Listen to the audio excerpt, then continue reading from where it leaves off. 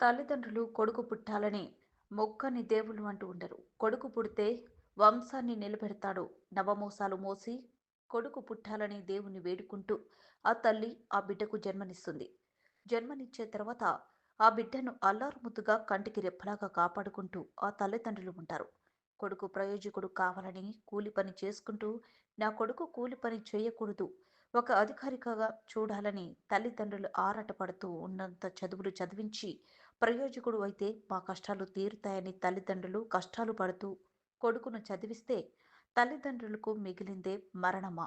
ఆ తల్లి చేసిన పాపం మీది కొడుకును కనడమా? వివరాలకు వెళ్తే నంద్యాలలో హిజ్రాతో కొడుకు ఎఫ్ఐఆర్. హిజ్రాలు వేధింపులు భరించలేక ఆత్మహత్యకు యత్నించిన దంపతులు సుబ్బారాయుడు, సరస్వతి మృతి.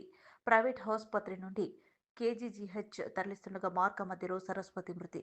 కేజీజీహెచ్ చేరగానే సుబ్బారాయుడు మృతి. కొడుకు సుధీర్ హిజ్రా మున్నిని వివాహం చేసుకుంటానన్న కొడుకు సుధీర్ వ్యతిరేకించినందుకు సుబ్బారాయుడు ఇంటిపై హిజ్రాల దాడి వేధింపులతో మనస్తాపానికి గురైన సుబ్బారాయుడు, సరస్వతి దంపతులు చిన్న చెరువు వద్ద నిన్న పురుగుల మందు తాగి ఆత్మహత్యకు యత్నం. పోలీసులు న్యాయం చేయలేదని కుమారుడిని హిజ్రాలకు అప్పగించామని చెప్పారని ఆరోపించి బాధితులు సరస్వతి 2 టౌన్ పోలీసులు నిర్వాకం.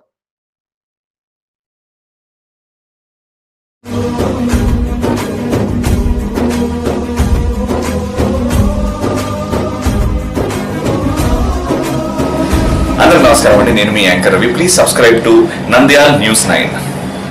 Please subscribe to Nandyala News 9. ఆ లేటెస్ట్ అప్డేట్స్ కోసం వెంటనే సబ్స్క్రైబ్ చేయండి. సబ్స్క్రైబ్ చేసి